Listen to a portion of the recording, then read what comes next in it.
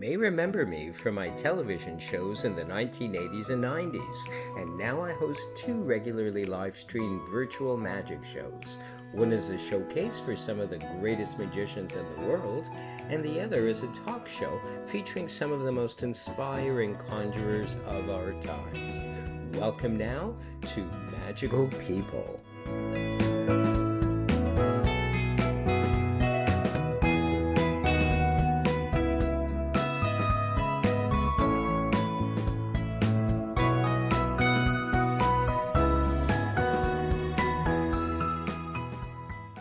And welcome everybody to this week's edition of Magical People Live. I'm one of your hosts, Dr. Michael Likey, and my co-host is sitting beside our guest this week. It is Cheryl. Cheryl Hayes. And sitting right beside her and between us is Donald Hayes. Let's put our hands together for our guest this week, Don. Don Hayes. Now, I'm going to brag on you a wee bit. I'm going to read from my cheat notes because the credentials are really impressive. Donald Hayes has been a world record holder in centipede, setting a score of 7,111,111 under tournament rules on November 5th, 2000. And how do we remember that? And it's a long time ago. And later, an updated score of 7,750,817 at the 2018 Score Wars event at Meow Wolf. I'm going to ask you about Meow Wolf. I have no idea. Hayes that's you, Don, is a highly recognized retro gamer who holds world records in several classic games, including Dig Dug. Going to ask you about that, and Millipede. And I just have a list here of your record-breaking centipede scores. We tackled the one in 2000. We tackled the one in 2018. Other achievements. Hold on to your hats. Multiple world records. Hayes has set world records in other rather classic games, including Dig Dug, Millipede, and Joust. Player of the Year. I used to be called that, but I don't think it was related to gaming at all. Player of the Year. He was named Player of the Year by the Twin Galaxies International Scoreboard in 2005. Modern Era Player. Donald Hayes was inducted into the Classic Arcade Gaming Hall of Fame for his records set exclusively in the modern era of gaming. And I'm sorry, Don, we're out of time. Your credentials took up so much. Um, I know where I'm going to begin, right near the beginning. What is Meow Wolf? Okay, Meow Wolf it's a place in Arizona, sorry, New Mexico. That's it's basically an artist type place. It's like a museum. So, but the person that owned it loved Galaga. So he wanted to have a Galaga tournament. So he had a bunch of the best Galaga players in the world come out. But he wanted other people as well on other games. So he invited myself and some others to come out and also try to break records at the same event. So, but it's Awesome. mostly like a museum, artsy type stuff. Ah, very cool. Dig Dug. What is Dig Dug? Dig Dug's a game by Atari from the early 80s. You're a little guy and it looks like a spacesuit, but you're digging dirt underneath the ground. There's a couple enemies chasing you, a couple types of enemies, Fygar and a Puka, and you have to pump them up. You can drop rocks on them, collect fruit and get lots of points. So that's just like any classic game. That's mostly what they do. Yeah, yeah, pretty much. So, what else? Twin Galaxies International Scoreboard. What is Twin Galaxies? Twin Galaxies was a originally just an arcade. It started in Ottumwa, Iowa, by Walter Day, and he was always interested in what's the highest score that people get on these games way back in the 80s, and he contacted manufacturers and said like, who has the highest score on Defender or Asteroids, and they said we don't know, we don't keep track of that, we just care how much money comes in. So he basically took it upon himself to start collecting scores. And since his arcade was named Twin Galaxies, he started the scoreboard back in the 80s. Ah. That It makes kind of sense. fell out of like use for a few years, and then it came back in the late 90s, early 2000s. So what got you excited in the first place? Were you a little kid loving this and you just became obsessed and kept playing? Or what point in your life did it kind of latch onto you? It was back in when I was a kid. As a teenager, I grew up in a small town, so not much else to do. So we had, arcades opened up, and it's like, oh, there's something to do. I can go there, and That is just. very, very cool. I was always fascinated by it myself. I only have snippets of memories because growing up in Montreal back then it was a huge city. Now Toronto has surpassed it, and Canadian cities, of course. And my guy friends would say, and we were a bunch of guys, right? Probably mid to late teens. And what do guys that age do? Well, besides hunting for the ladies and disco bars in Montreal, um, we played games. We went bowling. That was a Mhm. big night out on a Friday, usually a Friday night, was hit the bowling alley and or the arcade games on Saturday. And there was this huge place in old Montreal. I'm sure it doesn't exist. It might. It was the 70s, again, a blur and the lights, everything was really exciting to me and a little bit intimidating. And so I began just watching my friends. They'd sit in these booths and fire at stuff and all of this. And it was very, very exciting and a little bit surreal to me. The colors and the scores, of course, meant nothing to me. I know I had a friend who kept hitting whatever he was supposed to hit, Yeah. and the scores kept racking up. So that's what that was to me around late 70s until I started hanging out in a bar at McGill University in Montreal. And I didn't really want to bother with anybody back then. So I'd go into this bar. I'd mosey on up or cozy on up to my favorite game, which, and we spoke about this off camera, it was either Ms. Pac-Man or Pac-Man. Would have been late 70s, around 78, 79. And I had a mug of beer, I had a slice of pizza, and I liked my pinball.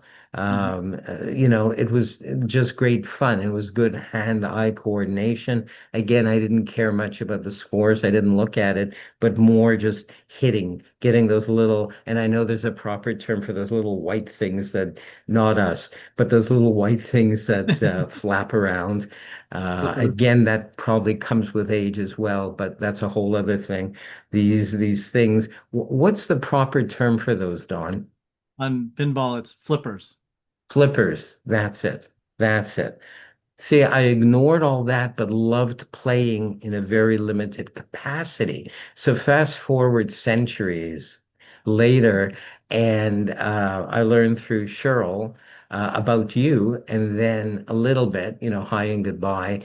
But it's not so much. It is for many people, your credentials, your lofty credentials, but it's more about the excitement of playing. And I'm assuming that one could get engrossed in it for hours. Is that true? Yes. You can play, most people that play games just play like you. They say that it's something to do, it's fun, it's enjoyable. And at some point you start getting, as you play the same game over and over, you get better at it and you can hopefully play longer and longer. So the old games like Pac-Man and Miss Pac-Man and so forth and Centipede, they were designed not really to, they were designed to kill you as quick as possible, but people learned how to play them and be able to play for hours on end. So, but there's other games that they then came out, they figured out, the manufacturers, we don't want people to play that long because we want to make money. Because Ah, if someone is playing on a game for say 6 hours, you've only yes, paid like one quarter in, it's not worth the machine. It's not worth it anymore. So yeah, totally. that's So, people like me. They don't like to see me come in because it's like, I come in with a order or two, and it's like I'll be there all day, and tying up two games and whatever. And I love it. And then meanwhile, there's a lineup of kids or other people that want to play, yep, and it's like, yeah, he's racking up the score, but give us a chance. yep. So I want to segue a little bit into something I'm just a wee bit, although I've never played this, a wee bit more familiar with because I had a roommate probably 25 years ago or so. I want to say it's in my youth, but it wasn't in my youth, not even 25 years ago. And he was obsessed. Well, first of all, he was a computer freak. He knew a lot of the ins and outs of computers, but I think he had an Xbox. I could be wrong. It was this cube-shaped thing. He had headphones on, and he'd be at his computer for hours, communicating with people from all over the world. And I think he liked a game that had war in its name or something of that nature, a theme involving that. And so tell me more about this. I'm going to learn more about this than when he was actually my roommate. What is that? That it was probably it sounds like it's probably World of Warcraft, which I've actually personally I've never played. I've stuck to the 80s games like from the arcades. So I did have an Xbox at one point.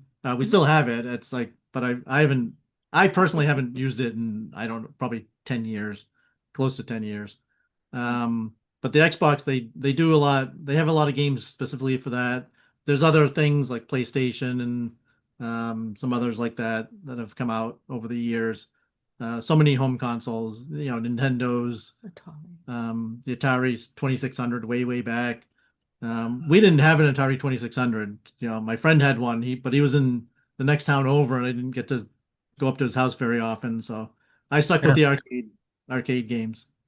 What fascinates me is the ability playing those kinds of games, which I appreciate. And it's obvious they're completely different from what I'll say are old school arcade games, which I do prefer. There's something weird about him immersing himself with headphones and looking at a screen and playing.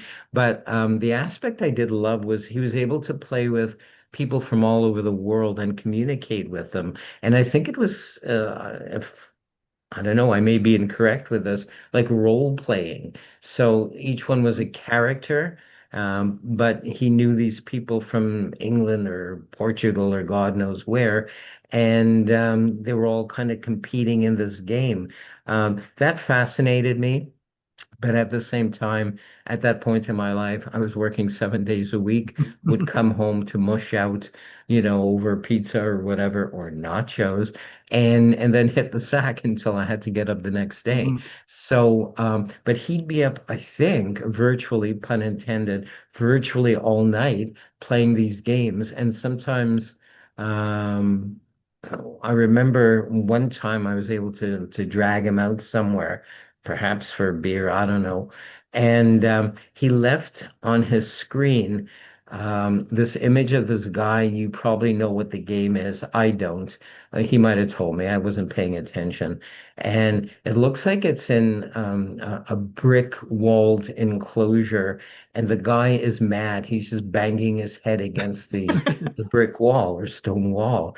So, he left it like that. We went out for hours. We came back and he thought it was a kick. He thought it was really funny. Look, the guy's still pounding his Yep. head. So Yep. what game is that? Do you know what I I'm talking about? I'm not sure offhand. Like I said, there's so many from back there. It might be something like Halo or some game like that. Ah, The yes. the basic genre of game is called it's first person shooter or FPS. So you're basically looking at the game from the perspective of the character you're playing. So that's like Yes. you say, it is almost like role playing where you're the soldier or whatever, you're the guy, and whoever's playing with you in the multiplayer versions are other persons. So if you see them, you can like look over and oh, there he is. That's my buddy or that's the enemy or whoever. And you have to shoot and you know do missions and whatever and like that. So a lot of people like that type of game because it's like an immersive world. It's like virtual Yes. reality almost. That's what virtual reality started as, really. Yes, that's so exciting. I knew a fellow way back in Montreal. That would have been just before I left in the late 70s. Michael somebody, he designed these games. And I don't know if you've ever designed any games, but it takes quite a mind, I would imagine, to be able to create things from the ground up and then to animate everything and then to Mhm. design the various characters, animate them and their personalities. Are you familiar with that at all? Did you ever want to tackle something like that? I never did myself. I did study computer science in school and university, but I didn't go into game design because it, like I said, it's a very specialized type of thing. There's a creativity aspect that you need to be able to design either, backgrounds or characters and things like that. And that wasn't my thing. I stick to like math and, science type stuff, Yeah, it's all exciting to me because being a graphic designer for years, I went to college for that, and then animation. I worked in an animation studio for many years, the old school animation before computers came in. It fascinates me as well because it harkens back for me to animation when we've got, these figures and these well-developed characters who have personalities and, and whatnot. I want to again brag a little bit on you and just show everybody I found this off your Facebook page. It's not going to be new to you, might be new to people. So here is the world record holder centipede certificate. Let me talk Uh, briefly about that. It's Walter. yes, Let's talk about it. yes. Oh, So yeah. yep. What is this, Don? Oh, this is the certificate I got for breaking the record on Centipede originally. So Walter's the guy in the referee shirt, Walter Day. So he's the one that started Twin Galaxies with the arcade way back. So he um at some point they started doing some certificates like this, and he gave me this a few years ago, many years ago. I think there's a date on it. I can't even tell. I don't see it. Mm-mm. Somewhere it might be There underneath. is 1982. Oh no, since Wasn't that 19. wasn't that long ago? No. They set the record. Originally set the record in 2000. So I think it was some Right. point after that he had made the certificate for me and mailed it out. So Yeah. Very, very nice. it's hanging up on the It's wall. It's like right over there. Yeah. That way. and we can almost see it now or there. It would be over probably. Very, very exciting stuff. Um, I know the answer to this, and it's kind of redundant in a way. I was going to ask you, which do you prefer? Well, obviously, the old school arcade games you prefer over the other things that we were talking about. And really, there is so much nostalgia, I want to call it, involved in that sort of thing. But it's also beautiful. And I saw on a show on MeTV, Collector's Call, I think it was, Mhm. somebody who collects all these neat arcade games. Have you seen that show? I've seen the And I show. know you have tons of arcade games. I think it's in your basement, but I'm not sure. Yeah. Yeah. I don't really well, if you weighed them all together, they probably weigh a ton, but I don't have a ton. I have about 15 machines downstairs in the basement. I know people that have more. So, yeah. It's crazy because they're works of art. To me, I'm gonna get schlocky a little bit and say that they're beautiful things in themselves, as far as I'm concerned. They look neat. The cabinets look neat. And then there's for me, the magical aspect. Oh, it lights up. Oh, it's functional. Wow. There's different images on here. If I touch a button, if I do this, this happens. So that kind of excites me a little bit like a child. And I'm assuming that for you, you have a similar excitement in that regard. Yeah. Yeah. There was something when they first came out, like I said, as a kid, you see this and it's like, the lights and the action and, just controlling, you have control over the machine of what it's doing.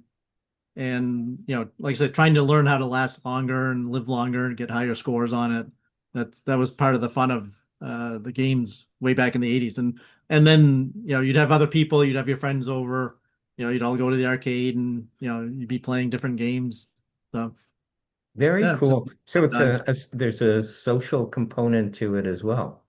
Yeah, yep, Which is very cool because okay, you're not just isolating yourself and being immersed in this little world, but you've got other friends, other people as well.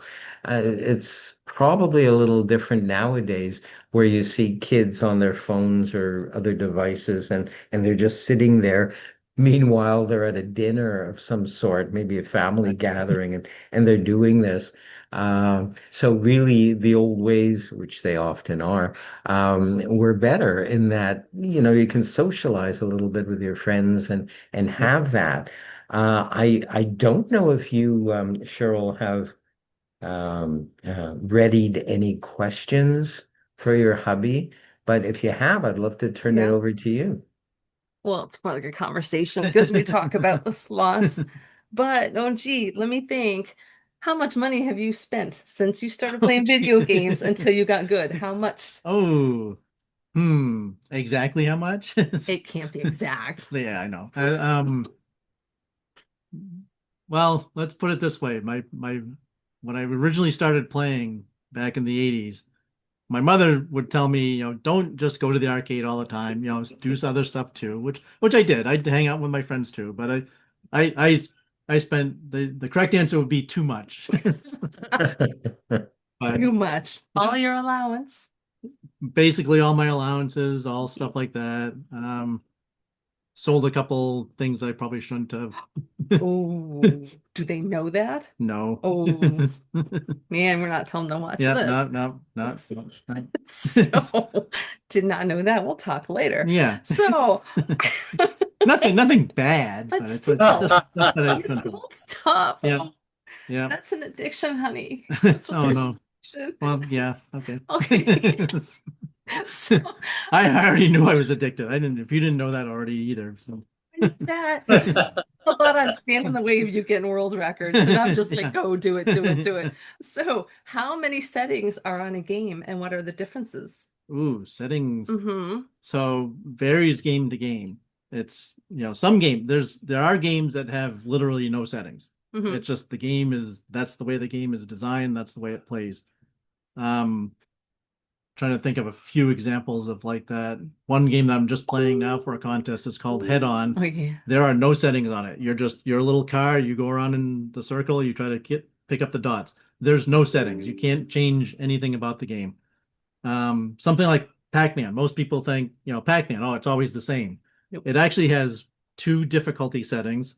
You can set it to easy mode or hard mode. The only real difference is the easy mode has more boards than the hard mode. So there's certain boards that don't show up. The For most people, it doesn't really matter that much. It doesn't really change the game that much. But for someone like me, it would change what the maximum score would be. So the highest score you could get in Pac-Man on the regular settings is one score. On the hard settings, it's a different score. Ah, So, and I know the one for the slow setting. I don't actually know the one for the hard setting. Oh So man. You have tournament and marathon settings. there's tournament marathon settings. That's more of a for like contests. Like Twin Right. Galaxies would say, you have to play on these settings. Like an example of that would be Joust, where you can have marathon settings where you get a free man, a free bird, ostrich, whatever you want to call it. Get a free man every 20,000 points. People can play it hours and hours and hours and hours. The actual record on it's, I think the guy played 47 hours or 48 hours straight. So that's the record on Joust. So they said, well, there's a lot of people that can do that. Let's make tournament setting. You get 5 lives only. So you set it to 5 lives, and whatever your score is after you lost the 5th life, that's your score. So that's like tournament settings. So yeah, the games are and then most games have difficulty settings as well. So something like Robotron, which is you're a little guy, you're trying to save the human family, and there's all robots coming at you.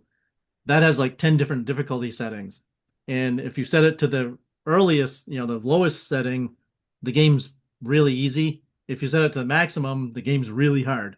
So it's like, yeah. And it's just, they would do this for the arcade operators so that they could, if they saw people were playing too long and making too much money, playing too long, they're not making as much money. So they'll change the difficulties, make it harder, and people play shorter. Then they make more money. Oh, So Interesting. it all goes back. People don't kind of realize that the games are made to make money. They're not made to be played for a long time. They want you to play about 30 seconds and that's it. That's it. Hmm. You play longer than 30 seconds, they've failed that was about me. pretty much. So So if you were gonna trek downstairs mhm. and say that you were going to do a world record on one of your games Yep. again, Yep. what do you have to prove to them? What do you have to show? For the standards these days, back in the old days. So if you were in the 80s, you'd call up Walter Day and say, "Hey, I just got, 500 million on Robotron." And he'd be like, "That's great. You have the world record." And it's like no proof. You might send in a picture or a photograph or like that. So these days, Twin Galaxies has gone through some ownership changes. So the current owners have set it up so that when you want to get a world record, you have to go to their site, you have to submit a form that has the score, and it's not required, but is highly, highly, highly, highly, highly, highly, highly, highly recommended that you have video of Yes. the full game. So you basically have to record. You have to get a video camera or your phone or whatever, record the entire game. You also have to record the inside of the cabinet to prove that it's an actual machine with an actual board in it. Ah, Because these days there are knockoffs. There are basically bootleg boards that behave 99% the same, but they're not exactly the same as the original games. So interesting. those are not allowed for most record attempts. So you have to videotape the whole game. You have to videotape the settings. You have to videotape the inside of the board, the cabinet, prove that it's a real machine, prove it's not an emulator, prove it's not, something that's going to be funky. So it's a lot of work actually. In a way, it's good though, because it keeps people theoretically on the up and up as opposed to years ago when Yeah, people were on the up and up anyway. And you could be trusted to call in that score probably. right. Well, that's kind of what they got to now is people have done scores and there's a sort of a famous case. If you look it up, the world record on Donkey Kong at one point was supposedly about 3 million. And I actually know the guy that did it. And he went to Twin Galaxies and he said, "I got 3 million on Donkey Kong." And they said, "Yeah, that's awesome." It actually, I think it got printed in Guinness, if I'm not mistaken. I Hmm. might be wrong about that, but I'm not sure. But he was listed. So someone else came along and said, like, "No, no, I know Donkey Kong inside out. I know that scores." He had the guy fly him out. They flew him out to Twin Galaxies to play Donkey Kong. The guy could not get more than about 200,000 points. So he Wow. was lying about the 3 million. Wow. Yeah. So, It Huh. happens. yeah. It happens. But he claims it made him a better man. I don't cheat anymore. So, yeah. Oh, let's see. Now you're worldwide. Everybody knows you. You're respected in the world. Yeah. And you're one of how many people now? You were in the first 5 to do a perfect game of Pac-Man. Yeah.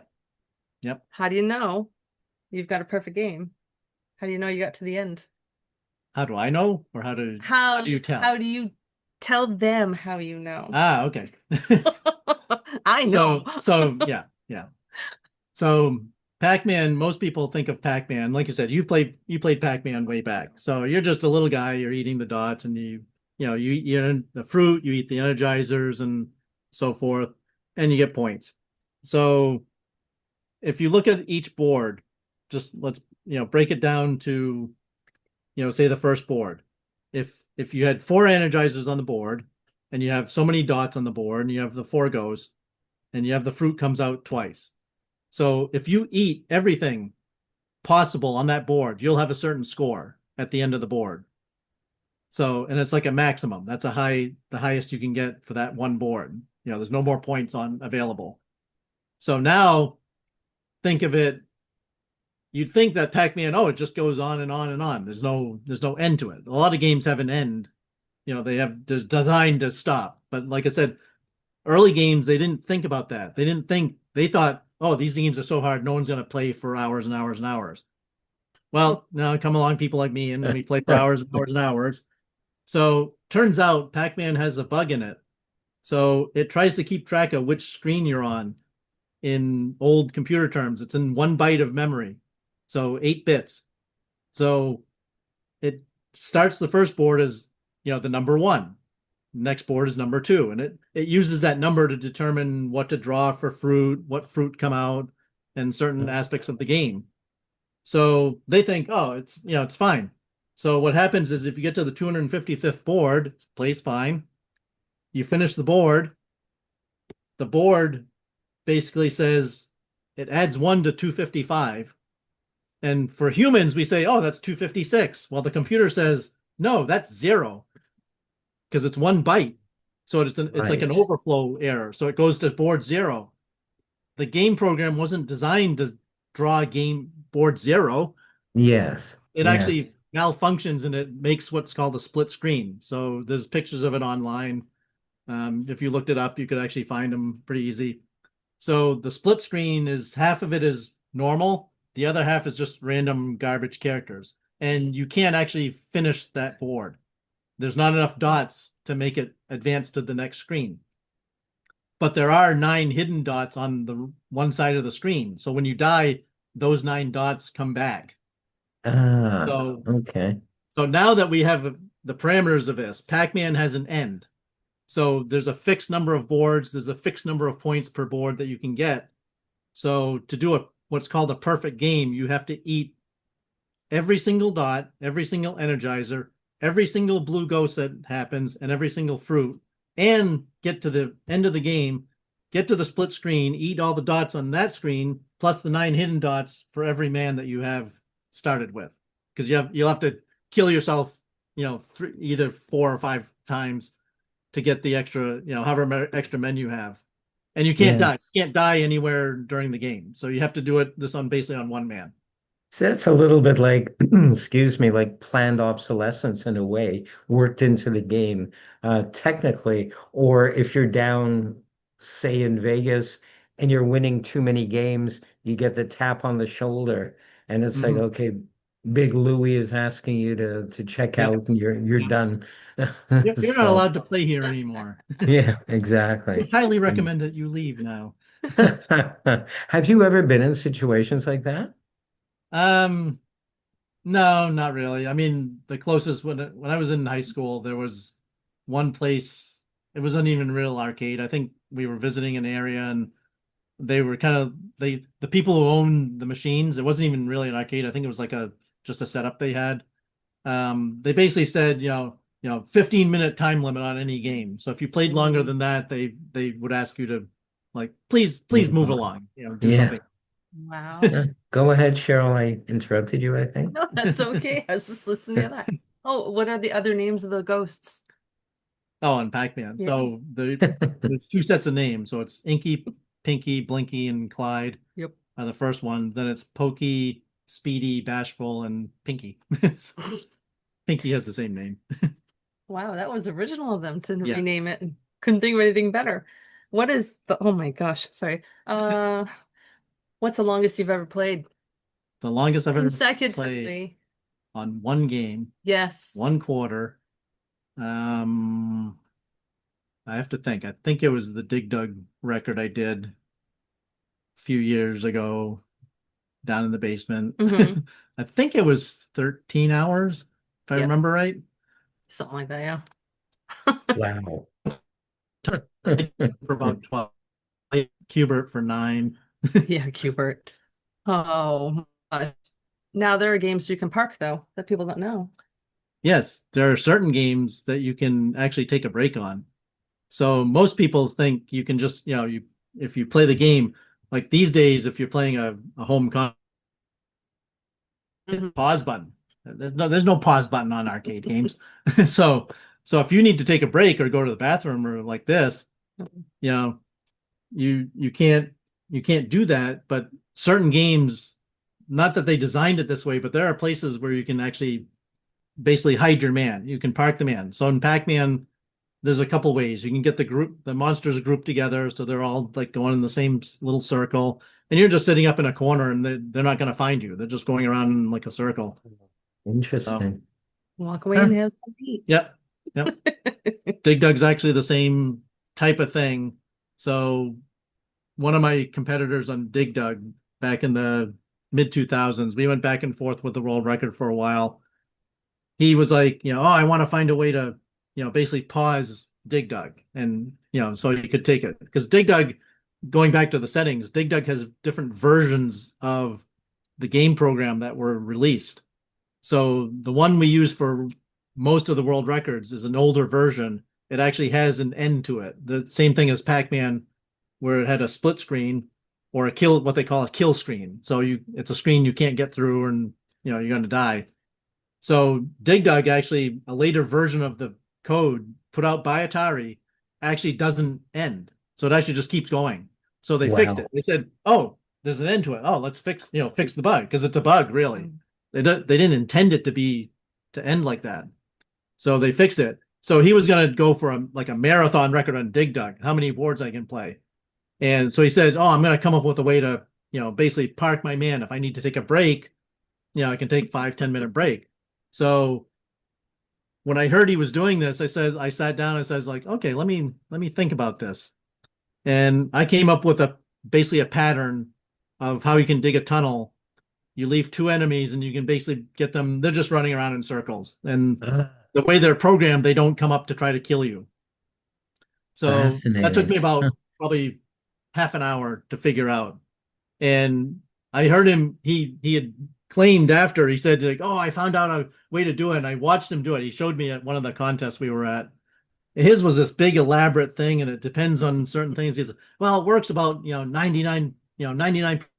Sometimes something goes wrong and they come and kill me, but it's like, no, I came up with something." And I showed it to him. He's like, "Oh yeah, that looks pretty good." He was a little disappointed because he had spent a lot of time coming up with his big elaborate thing, and I came up with this simple little pattern that just In lets half an hour. let it sit some. Yep. Oh my gosh. All right. Well, that's probably it, because we're getting horrible weather, so I don't want to all of a sudden drop out. Yeah, I picked up on that as well. Thank you so much, Cheryl. Yeah, you were breaking up a little bit, Oh which no. seems to be, yeah, but not worth editing out or anything. Yeah. Um, I have to thank you, Donald Hayes, so much for agreeing to come on this show. I Yeah. learned Pleasure. quite a bit. Now I want to learn more. So I feel like we've just kind of touched the tip of the iceberg, if you will, on this. And thank you so much for making it that much more real for me. Previously, it was, it's technology, which I love as well. And it's kind of like human being against technology, or getting sucked in and immersed into this whole world, which I love as well. But you've helped me anyway, and I hope our folks out there as well, to humanize it a little bit and to add that edge of excitement and creativity. And for that, I'm very, very grateful. Do you want people to contact you? Is there any good reason for people to contact you Um, for any reason?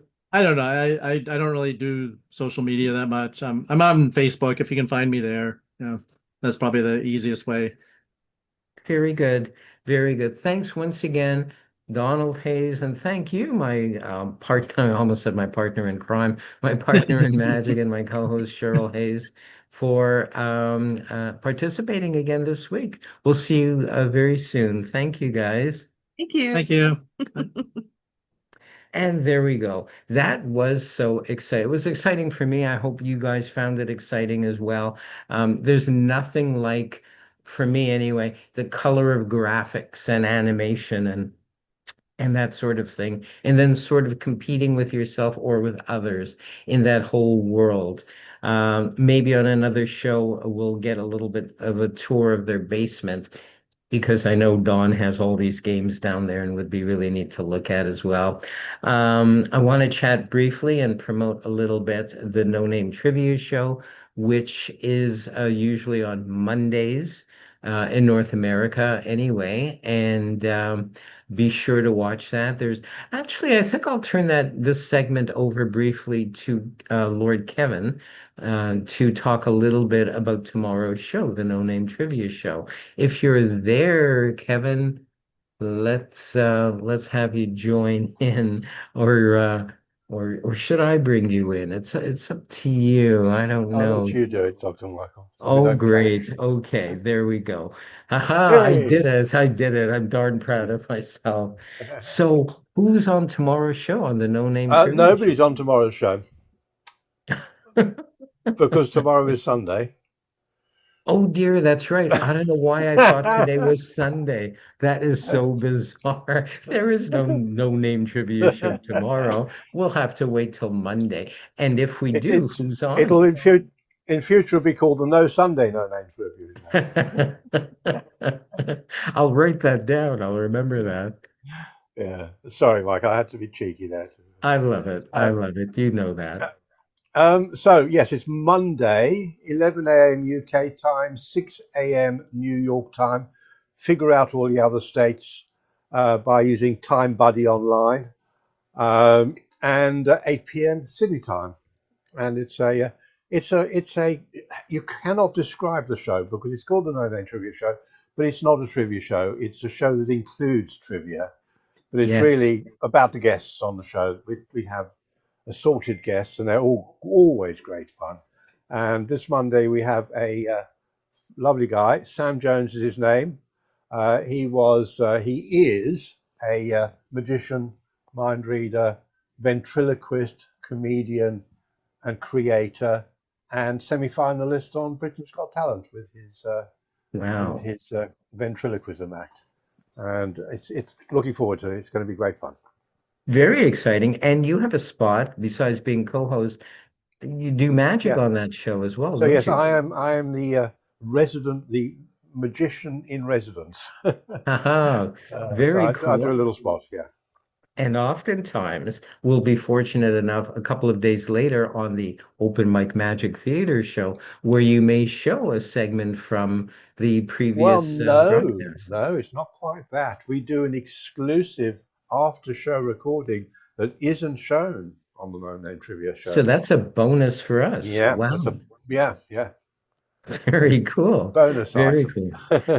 And speaking, we might as well do this. Might as well segue into Open Mic Magic Theater. I've put Do my you foot in my mean mouth. do you mean the Open Mic Magic Theatre? Oh, the very same. The very same. I'm so excited about that. I'm blessed and thankful that you include me most weeks. I'll say Well, you most are weeks our because, opener. Yeah, you are our opener. well, thank you. That's appreciated. I love Yeah, it. I love not only participating, but the fact that you have magicians virtually from all over the world. And I yeah, think they're some of the world's greatest magicians. and a consistently large audience as well on Zoom, and a growing Facebook presence as well. So we're Yes. blessed with that. We're enjoying it. Both of them, both those shows live stream to Facebook, don't they? Yeah, yeah. And I'm Okay. working on joint streaming it to YouTube as well. We I did was, also stream it to Twitch, but because Twitch is full of gamers, they weren't really interested, so we stopped that stream. ah, Yeah. I wonder if there's a way. I've been thinking of maybe with the new shows that I'll be doing with Tommy Burnett and with Holly, possibly live streaming it on Instagram. So there might be that possibility. I don't know where the larger audience is, I haven't but played with that yet. I will. yeah. I'll have a dabble. I will as well. Thank you once again, Kevin Peel. We'll That's a look forward pleasure, to seeing Michael. you Monday and Wednesday. Thank you. And I will switch myself off Like magic. like magic. Yeah. You beat me to it. I literally had my thing on the remove spotlight and you beat me to it again. I want to thank all of you out there for joining us this time on Magical People Live. And we're here every Saturday at 1 p.m. LA time, 4 p.m. New York time, 9 p.m. UK time. And I don't remember Australian time because I've lost my cheat notes. Here we are, 6 a.m. Sunday Australian time. You're probably watching it even now on a Sunday morning over coffee, which we appreciate as well. So that's about it. I've talked everybody's ear off. I want to thank Don Hayes, our guest this week, so much for agreeing to come on. And that's about it. We'll see you guys really, really soon.